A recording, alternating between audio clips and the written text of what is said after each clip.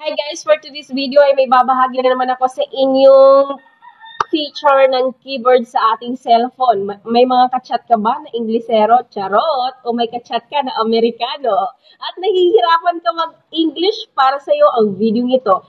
At para sa mga mahilig mag-post sa Facebook, tapos gusto mag-post ng English pero hindi ka sigurado sa grammar, gamitin mo yung tricks na to. And guys, bago tayo magpatuloy, shout out pala kay Jun Kaing at kay Aliyah de los Reyes sa panunood ng aking video. Thank you sa support. Siyempre, sa lahat po ng mga nagnunood ng video ko, thank you so much po. At kung napadaan ka lang at napanood mo yung video ito, pa-like naman and follow. Thank you.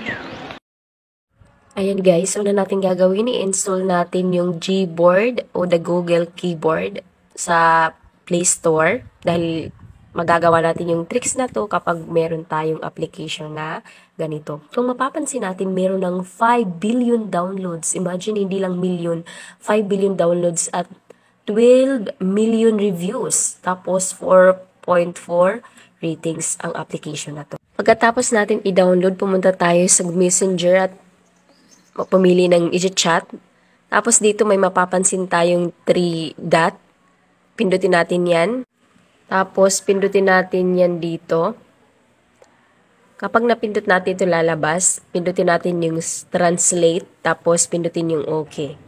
Tapos dito yung may arrow dito. Dito tayo magta-type ng kung ano yung gusto natin i-translate. Tapos dito naman sa taas, sa message, dito lalabas yung translate natin. Ito, pipili tayo kung ano yung language na gusto nating i-type. Tapos kung ano yung gusto nating language na ita-translate.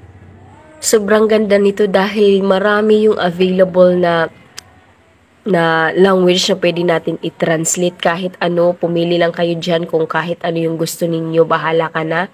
Halimbawa, yung pipiliin natin dito ay English and Tagalog. Yung nandito sa baba, ulitin ko dito yung type natin. Tapos dito naman sa taas yung isa-send natin kapag translated na yung text or yung paragraph.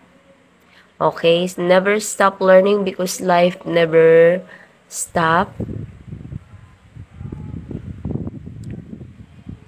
changing. Yung translate niya ay huwag tumigil sa pag-aaral dahil ang buhay hindi tumitigil sa pagbabago. Diba napakaganda ng pagkakatranslate? Maganda talaga yung gamit ng keyboard na to. Kaya gamitin nyo na para magamit ninyo. I-download nyo na yung application na to para magamit nyo din yung tricks na to.